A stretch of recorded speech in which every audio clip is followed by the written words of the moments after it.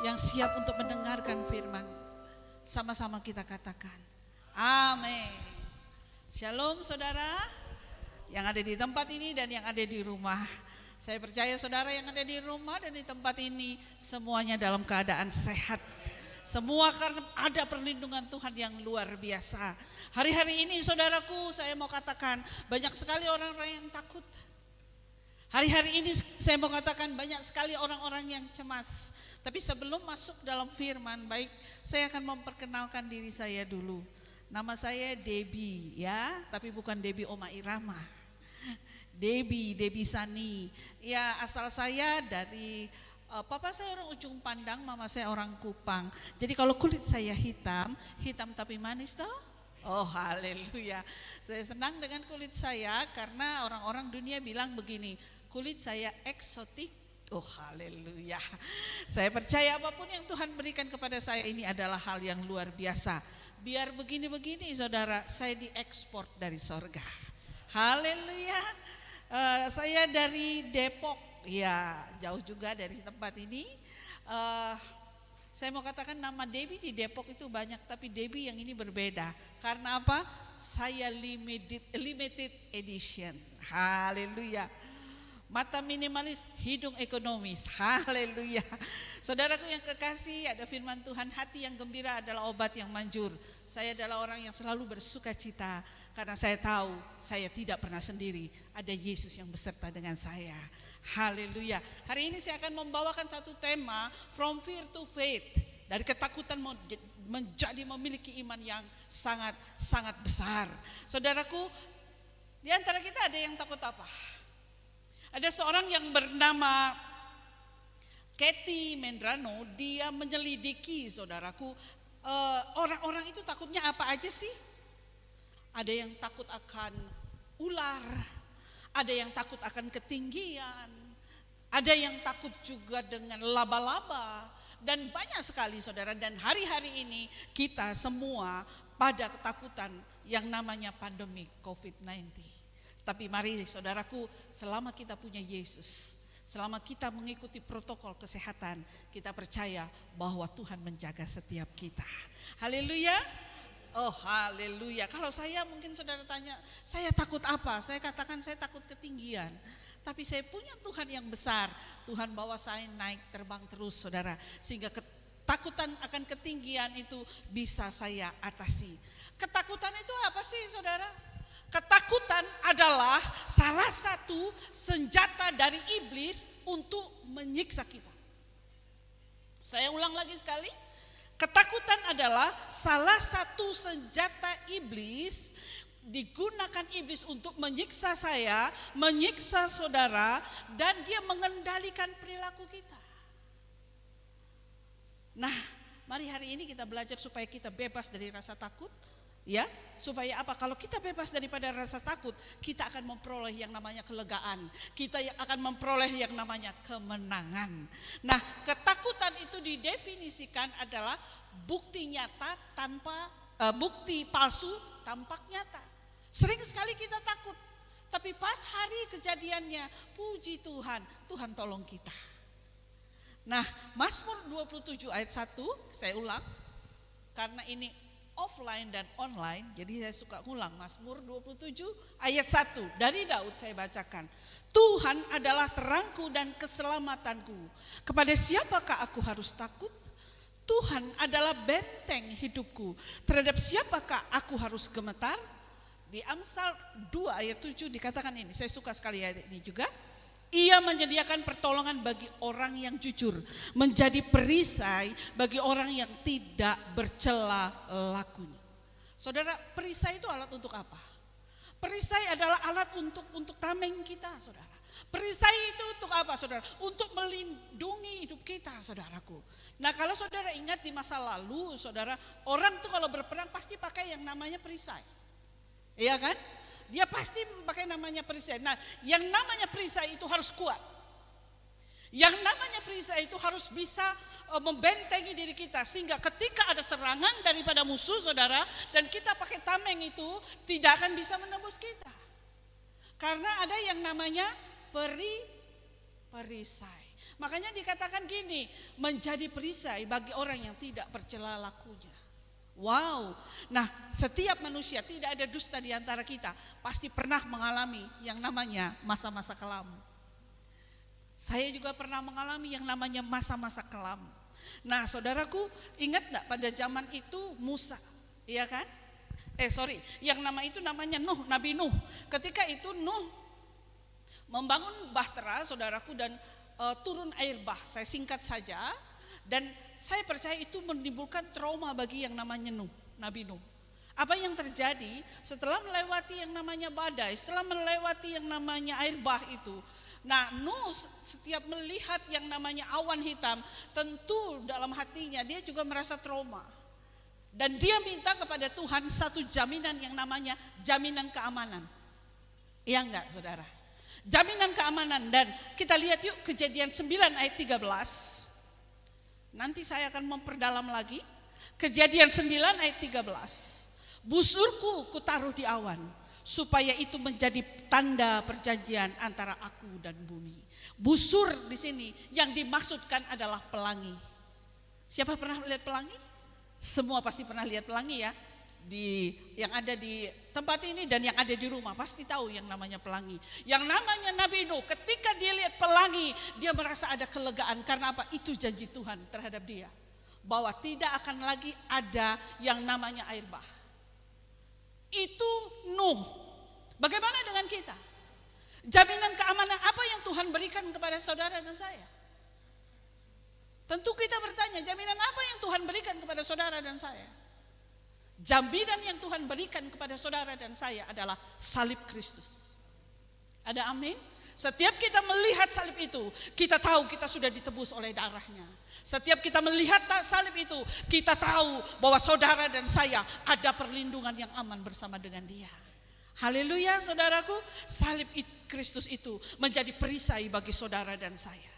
Untuk semua ketakutan saudara, hari-harian apa yang menakutin saudara? Pandemi, oke. Keuangan saudara, oke. Kesehatan saudara, oke. Dan masalah-masalah lain yang menjadi perisai bagi saudara dan saya adalah Allah. Oleh karena itu saya mau katakan kata profetik. Tuhan adalah perisaiku. Ada amin, saudara? Tuhan adalah perisaiku. Untuk semua ketakutan saudara, Tuhan adalah perisai saudara. Haleluya. Bukan, jadi gini, saya minta tolong ada suami saya di sini, Pak Abraham, bisa maju ke dalam, ke depan. Saya akan menjelaskan kepada saudara bagaimana Tuhan bekerja. Haleluya. Tuhan gak bilang begini loh kepada saudara dan saya, ini tameng, perisai. Coba pakai ini, coba hadap ke sana tolong. Ini perisai. Tuhan gak bilang ini perisai kamu pakai. Tapi hari ini Tuhan sedang berbicara kepada saudara yang ada di rumah dengan saudara yang ada di sini. Tuhan katakan gini, akulah perisaimu. Ada amin, saudara? Berikan tepuk tangan bagi dia. Haleluya. Jadi dengan kata lain, yang di depan saudara adalah Tuhan. Dia melindungi saudara dari ujung rambut sampai ujung kaki. Dia tidak pernah membiarkan saudara sendiri, sebab Tuhan adalah perisai. Terima kasih. Berikan tepuk tangan yuk bagi Tuhan. Ya, bersama Yesus kita pasti melakukan perkara-perkara yang besar. Saudaraku, pesan Tuhan yang luar biasa hari ini kepada saudara. Dia katakan, aku adalah kekuatanmu. Bagi hari-hari ini yang mengalami depresi, Tuhan berkata, aku adalah pengharapanmu. Bagi hari-hari ini yang mengalami kesusahan, Tuhan bilang, I am your joy. Akulah sukacitamu. Kalau Tuhan sudah berkata begitu, kenapa saudara bersedih? Kenapa masih saudara takut? Di depan saudara ada Tuhan yang menjadi perisai saudara. Dan dia menjaga saudara hari ini sampai selama-lamanya. Ada amin?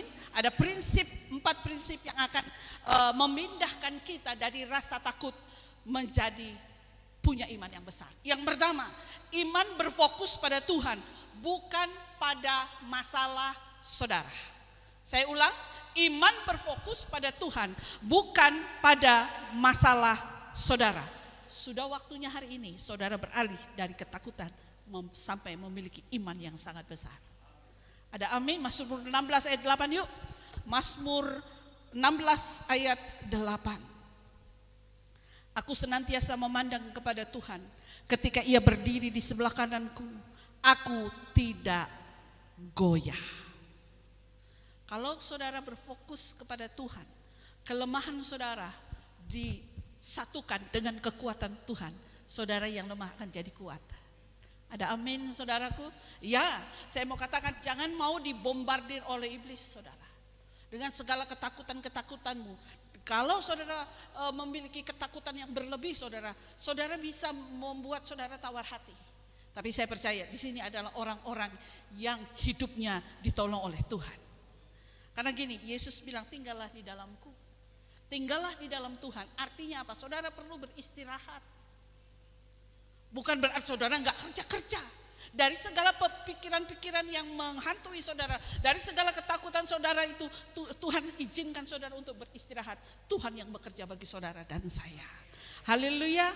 Nah, ada seorang ibu, ketika itu anaknya 7 tahun. Ibu dan anak ini suka sekali makan ikan bandeng. Ikan bandeng pasti ada ininya, durinya ya saudaraku ya. Banyak banget durinya.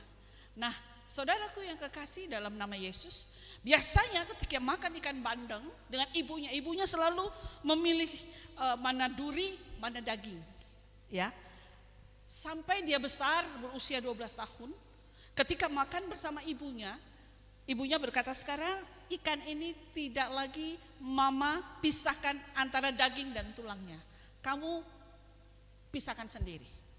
Anaknya berusaha saudaraku untuk makan ikan bandeng ini. Akhirnya dia tidak sanggup karena bagi dia durinya kebanyakan. Dia bilang kepada ibunya, bilang begini, Ma, aku gak bisa makan ikan bandeng. Kenapa kamu gak bisa? Durinya banyak banget, Ma. Mamanya bilang begini sama anaknya, coba kamu lihat dan perhatikan ikan ini, lebih banyak duri atau dagingnya? Mamanya bilang begini, anaknya jawab begini, lebih banyak daging, Ma. Nah, kenapa tadi kamu katakan gak bisa makan? Kebanyakan duri. Itu karena kamu lihat durinya, gak lihat dagingnya.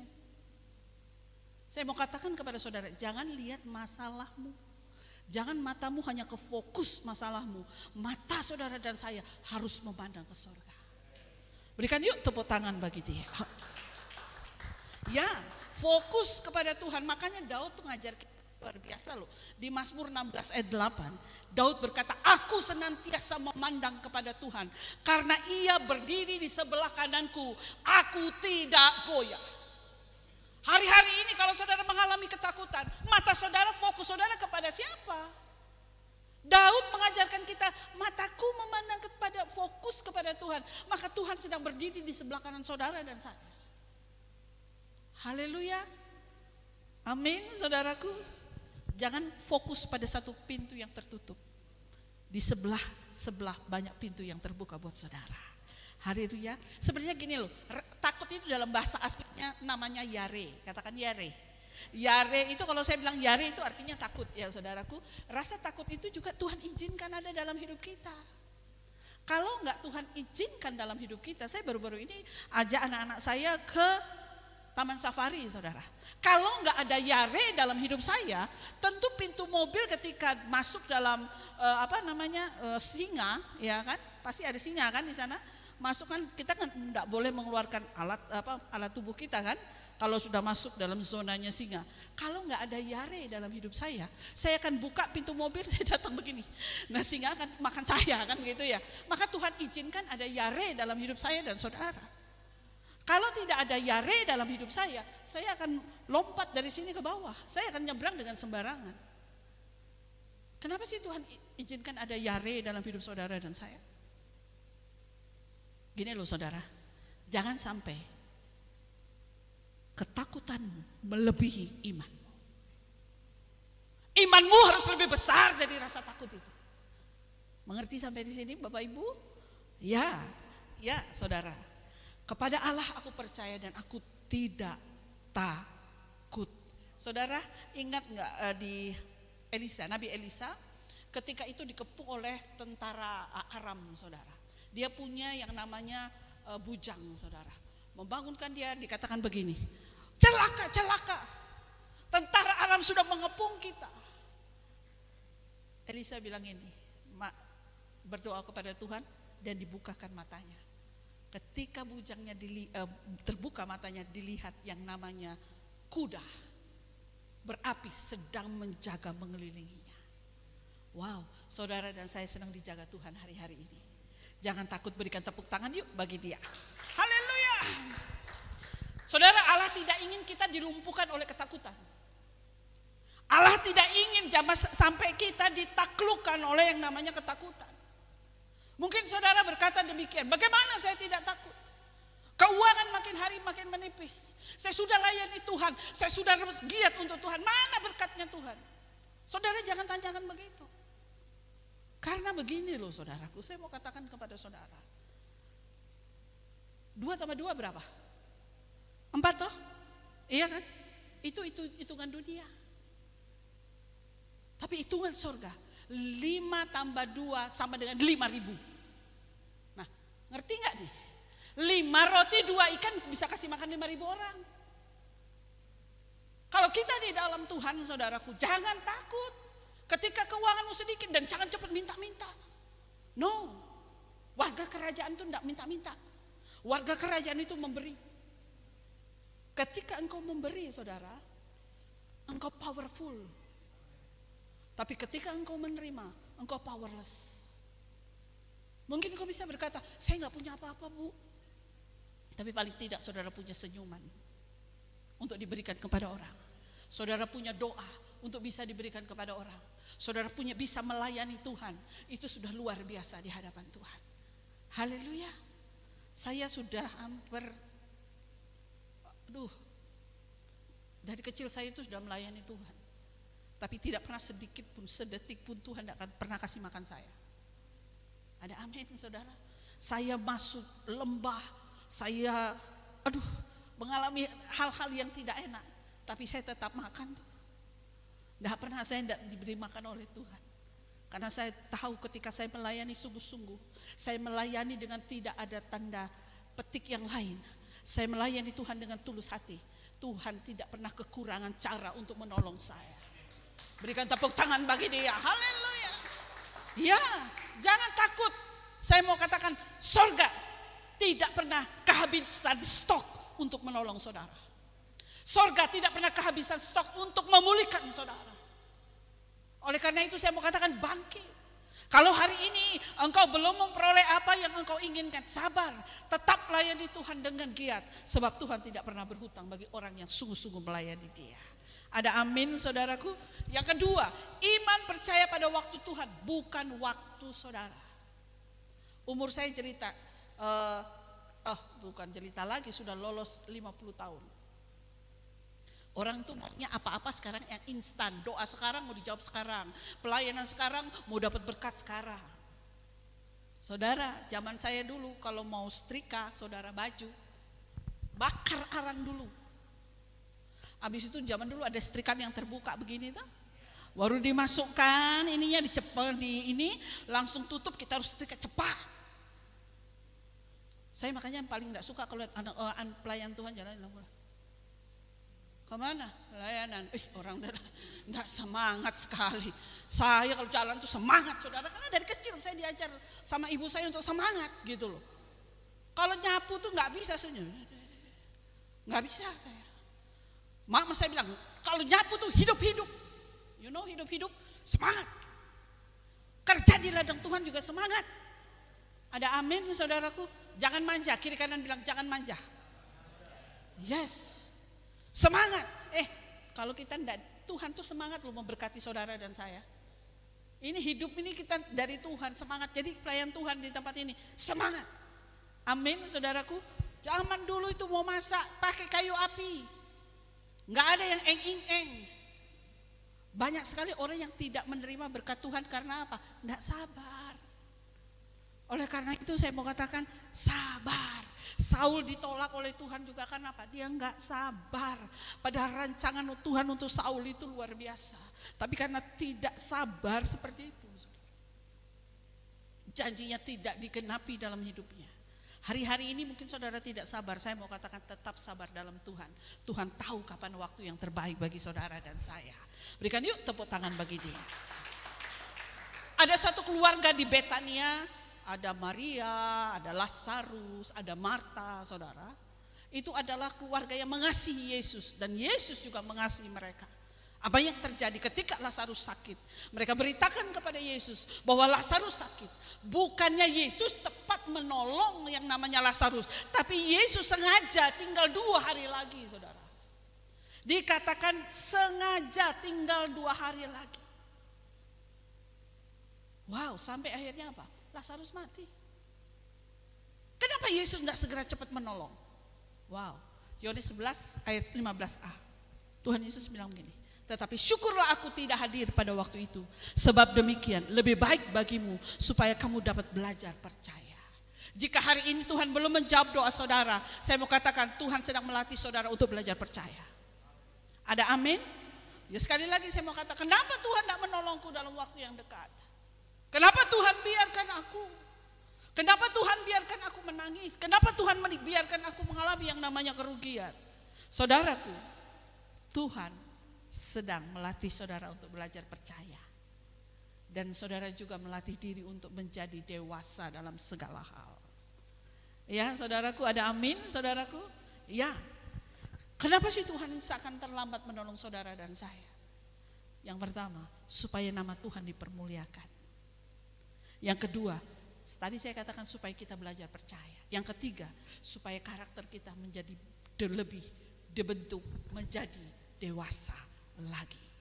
Saudara, kalau kita lihat Daud, kalau kita lihat Yusuf, semua mengalami yang namanya proses dalam hidup. Oleh karena itu saudaraku, kenapa Tuhan seakan-akan terlambat menolong saudara? Supaya kita bisa berkata I am nothing, Tuhan yang luar biasa. Ada amin? Saya tidak ada apa-apanya, Tuhan yang luar biasa. Oleh karenanya saya dengan suami saya selalu berkata begini, tidak ada satupun hamba Tuhan yang hebat. Kalau ada hamba Tuhan berdoa dan orang itu sembuh, bukan karena hamba Tuhan itu hebat, tapi Allah sedang membela firman-Nya. Tidak ada satupun hamba Tuhan yang hebat. Oleh karena itu jangan mengidolakan hamba Tuhan. Yang justru saudara idolakan adalah Tuhan sendiri. Ada amin? Kita manusia biasa, kita adalah debu. Saya dan suami saya berprinsip jangan sampai kami berdua terkenal. Untuk apa saya terkenal? Karena kemana-mana yang saya bawa nama Yesus. Jadi yang harus terkenal adalah nama Yesus, bukan nama saya. Setuju saudara? Ada amin saudara? Judulnya mujizat dalam penuaian. Jangan nama saudara yang terkenal, tapi biarkan nama Tuhan yang terkenal, maka mujizat itu pasti akan terjadi. Haleluya. Endingnya apa sih pelayanan saudara hari-hari ini? Pelayanan yang saudara pimpinnya apa sih endingnya? Halo. Endingnya adalah Tuhan dipermuliakan. Yuk tepuk tangan yuk, bersama-sama yuk. Jangan oleh karena seseorang. Saudara datang ke sini bukan karena terpaksa, nggak enak sama Bapak, nggak enak sama, oh no, saya datang ke tempat ini karena saya tahu hidup saya untuk melayani Tuhan. Punya karakter yang begitu saudara. Amin. Hari-hari ini mungkin doamu sudah kedolarsa. Saudara sudah doa, sudah hampir 10 tahun tidak dijawab-jawab. Ada, tidak usah doa-doa lagi. Oh no. Hari ini apa yang engkau doakan? Sudah puluhan tahun, coba doakan lagi. Tuhan siap untuk memberkati saudara dan menjawab doa-doa saudara. Haleluya. Ada amin saudaraku? Ya, yang ketiga, iman tumbuh dengan percaya kepada Tuhan terlepas dari keadaan saudara. Ibrani 11 ayat 1 berkata, iman adalah dasar dari segala sesuatu yang kita harapkan dan bukti dari segala sesuatu yang tidak kita lihat. Saya mau tanya, bisakah Tuhan dipercaya? Halo? Bisakah Tuhan dipercaya? Bisa?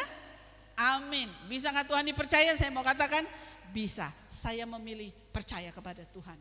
Hudson Taylor pada tahun dia mendirikan misi di China darat pada tahun 1898 sampai 1901.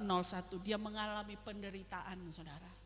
Dia ditaruh dalam penjara. Saya dan suami saya adalah kami biasa khotbah di penjara, saudara, pelayanan penjara. Hari-hari ini untuk saat ini stop, karena apa? Karena ada pandemi seperti ini. Yang namanya di penjara itu pasti tidak enak. Yang namanya di penjara hak-haknya kita pasti dibatasi, saudara. Saudara bisa bayangkan Hudson Taylor. Dia seorang penginjil besar, saudara. Dia ada di bawah, bahkan paling bawah daripada penjara itu, saudara. Dia merasakan sesuatu yang tidak enak. Saya bisa bayangkan bagaimana dia bergaul dengan tikus, dia bergaul dengan kecoa. Bagaimana dia menunggu-nunggu hari-hari yang harus dia melewati itu semua. Bagaimana dia tidak ada di bawah sinar matahari. Saudara, berpuluh-puluh tahun dia ada di tempat itu. Satu saat dia berkata begini, I cannot read. Saya tidak bisa membaca lagi firman. Dia katakan, I cannot think. Sudah saya nggak bisa berpikir dari tekanan ini. Dan dia katakan, I cannot pray. Saya sudah nggak bisa berdoa lagi. Segala doa sudah dia naikkan di hadapan Tuhan. Saudara, satu katanya yang membuat saya menangis. Dia berkata gini, saya sudah tidak bisa berdoa, saya sudah tidak bisa baca firman, saya juga sudah tidak bisa lagi berpikir. Perkataan yang terakhir yang menguatkan kita semua, dia katakan, but I can trust. Haleluya. Saat tembok ada di depan saudara, saat di belakang ada tembok juga kiri kanan, seakan tidak ada jalan keluar. Jangan membuat saudara tidak percaya, tetapi buatlah saudara tetap percaya kepada dia. Karena dia dapat dipercaya. Haleluya. Ada amin, saudaraku? Ya, sebagai anak Tuhan kita gak boleh takut. Tetap layani Tuhan. Tetap pada misi ini, mujizat dalam penuaian. Tetap maju sampai Tuhan Yesus datang. Haleluya. Karena kita punya Bapak yang dapat dipercaya, saudara. Di Armenia pada tahun 1998 itu ada gempa bumi besar, ada 5.000 orang terluka karena gempa itu, dan 50.000 orang meninggal. Ini cerita yang sesungguhnya. Ada seorang bapak, waktu itu dia mengantarkan anaknya sekolah, anaknya masih kecil, mungkin seperti Kasih ya, kecil ya. Dia antarkan ke sekolah dan bapak ini bilang, nanti papa jemput. Papa mau kerja dulu. Iya pak, katanya. Begitu bapaknya mengendarai mobil, anaknya sudah ke sekolah, saudara. Tiba-tiba dia mengalami satu goncangan yang besar, saudara. Dia lihat ke depan yang namanya gedung-gedung rubuh. Dia lihat di kaca spion nama-namanya, di belakang juga rubuh. Satu hal yang dia ingat adalah anaknya. Dan dia membalikkan mobilnya, saudaraku. Cepat-cepat pergi ke sekolah anaknya. Sampai di sekolah anaknya, dia menyaksikan dengan mata kepalanya sendiri. Sekolah anaknya juga sudah rata dengan tanah. Dia turun dari mobil, saudara. Dia turun dari mobil, dia perkirakan di mana kelas anaknya. Ketika dia yakin di situ kelas anaknya, saudara, dia tanpa membuang waktu, dia gali tempat itu, saudara. Saudaraku yang kekasih, Regu Penyelamat bilang, Pak, sudah tidak ada harapan Pak. Kalau kita lihat keadaan rubuhnya sudah kayak gini, sudah nggak ada harapan. Tapi yang namanya seorang bapak yang mengasihi anaknya, saudara, dia tetap gali, dia tetap gali selama berapa? 24 jam tanpa henti. Bahkan orang-orang di sampingnya merasa kasihan melihat dia, saudara. 36 jam kemudian, dalam keadaan dia tetap menggali, dia mendengar suara tolong, tolong. Apa yang terjadi selanjutnya? Regu penolong-menolong. Ternyata dalam reruntuhan itu ada 12 anak dan 1 guru yang selamat. Di dalamnya ada anaknya. Begitu itu semua terbuka, saudara. Anaknya peluk ayahnya dan anaknya berbalik kepada teman-temannya. Berkata demikian, aku kan sudah bilang sama kalian, papaku pasti datang untuk menolong aku. Itu Bapak dunia. Saudara punya Bapak yang kekal, yang tidak pernah akan membiarkan anak-anaknya jatuh tergeletak. Mungkin saudara berkata, Bu, hidup ini kok banyak sekali persoalan. Melayani Yesus bukannya, aduh, tambah banyak persoalan, Bu. Saya mau tanya begini, kalau engkau melayani, ada persoalan enggak? Halo? Kok malam kudus sunyi senyap ini? Ada. Saya mau tanya, kalau saudara enggak melayani, ada masalah enggak? Tetap ada. Melayani Tuhan ada masalah, tidak melayani Tuhan Ada masalah. Nah, perbedaannya apa? Ini harus tahu dong. Perbedaannya adalah walaupun ada masalah, saudara tetap melayani Tuhan. Tuhan bilang begini, walaupun engkau jatuh, tapi tidak sampai tergeletak. Berikan tepuk tangan yuk begitu. Kita punya Bapa yang dapat dipercaya. Malaikat tuh bisa buat apa sih? Banyak mereka bisa buat. Tapi ketika malaikat jatuh, Bapa Surgawi tidak turun tangan kok. Kita yang jatuh model begini nih. Apalagi model suami saya. Aduh, haleluya 12 kali. Jangan lihat saudara dia begini sekarang. Ini perjuangan, suami yang ada di rumah dan yang ada di sini. Kesuksesanmu ada diakibatkan ada seorang istri yang menjadi pendoa syafaatmu. Haleluya. Ya. Modelnya kayak begini, jangan lihat sekarang. Air mata, air hidung, air kuping sudah keluar semua. Dari saya. Saudara. Yang namanya Bapa di sorga, saudara. Ketika kita yang jatuh, dia berikan anaknya yang paling dia kasihi untuk nolong kita. Engkau dan saya berharga di mata Tuhan. Kalau saudara dan saya berharga di mata Tuhan, jangan main-main dalam melayani. Sungguh-sungguh. Tidak apa-apa saya marah-marah ya. Untuk baik. Ya. Karena Tuhan Yesus sudah mau datang, tidak ada waktu lagi main-main lagi. Saya sama suami saya saling support. Rumah saya itu di Depok, saudara. Tiba-tiba suami saya baru pulang dari Jakarta Pusat, sampai di rumah macetnya double-double. Baru mau duduk, ada yang bilang, Pak, ada yang mau dibaptis Pak, sekarang juga Pak. Di mana? Bekasi. Hasilullah. Belum duduk gini saudara, ini baru macet-macet saudara. Apa yang saudara suami saya lakukan? Dia lihat kaca, Abraham, semangat. Saya baptis dulu ya. Jalan. Karena cinta saya sama Tuhan, saya pernah terombang-ambing di laut dalam mesin mati. Karena cinta saya sama Tuhan, saya naik baling-baling satu di Papua sana saudara. Doa ndak amin-amin. Karena ketakutan saya dulu. Saya mengalami hal yang tidak enak saudara. Jam 2 malam saya ada di tengah hutan. Karena apa? Karena saya tahu hidup saya hanya untuk Tuhan. Jangan setengah-setengah dalam pelayanan. Saya dan suami saya selalu katakan begini, jangan kita ada di comfort zone. Makanya orang-orang bilang, ngapain lo ke hutan? Lah, dia nggak tahu. Hamba-hamba Tuhan yang hebat itu banyak juga dia di dalam pedalaman, saudara. Untuk melayani mereka berjalan 30 kilo, saudaraku. Kita kemana-mana naik mobil enak, itu pun telat lagi datang ke gereja. Haleluya. Semangat dalam melayani. Jangan takut saudara. Tuhanlah yang menjadi perisai bagi saudara dan saya. Haleluya. Khotbahnya tidak saya panjangi, yang saya percaya firman yang keluar dari mulut Allah tidak pernah kembali dengan sia-sia. God bless you all. Tuhan Yesus berkati. Haleluya. Tundukkan kepala saudara, ada satu lagu yang saya sangat suka. Ini namanya.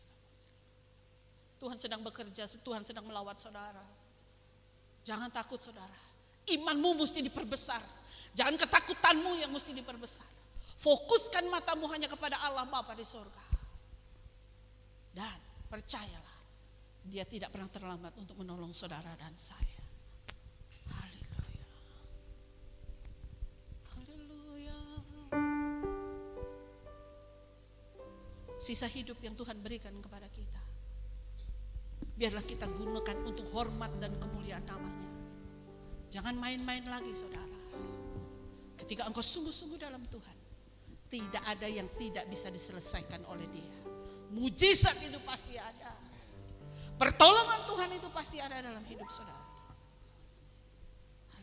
Sekalipun aku dalam lembah gelap, ku tak takut, sebab Kau besertaku. Sekalipun badai topan datang menerpa, ku tak gentar, sebab kau di sisiku. Aku percaya berkat-Mu atasku melimpah, kebajikan, kemurahan selalu mengikutiku. Ku puji, ku sembah Kau Tuhan. Lebih lagi katakan, sekalipun aku dalam lembah kelam, ku tak takut sebab Kau besertaku. Sekalipun badai topan datang menerpa, ku tak gentar sebab Kau di sisiku. katakan aku percaya dengan iman. Aku percaya berkat-Mu atasku melimpah, kebajikan, kemurahan selalu mengikutiku. Ku puji, ku sembah Kau Tuhan. Musik saja menyanyikan lagu ini. Mengikut Tuhan bukan berarti tidak ada masalah. Mengikut Tuhan bukan berarti tidak ada air mata. Mengikut Tuhan bukan berarti terbebas dari segala hal yang tidak baik. Tapi janji Tuhan hari ini kepada saudara dan saya, Tuhanlah yang akan menjadi perisai yang ada di sebelah kananmu. Ketika matamu tertuju kepadanya, Dia selalu ada di sebelah kananmu dan menolong engkau. Hapus segala air matamu, hapus segala ketakutan. Mari melekat kuat kepada Dia. Pertolongannya selalu tepat waktu, penghiburannya selalu ada dalam hidup. Janji pasti Dia tepati. Jangan ragu saudara, percayalah kepada Dia. Terima kasih buat firman-Mu hari ini. Kami tahu setiap firman yang keluar dari mulut Allah tidak pernah kembali dengan sia-sia. Lawat setiap umat-Mu yang ada di rumah, lawat setiap umat-Mu yang ada di tempat ini Tuhan. Mereka akan melihat mujizat pasti terjadi. Segala hormat kemuliaan hanya bagi-Mu. Di dalam nama Yesus kami berdoa.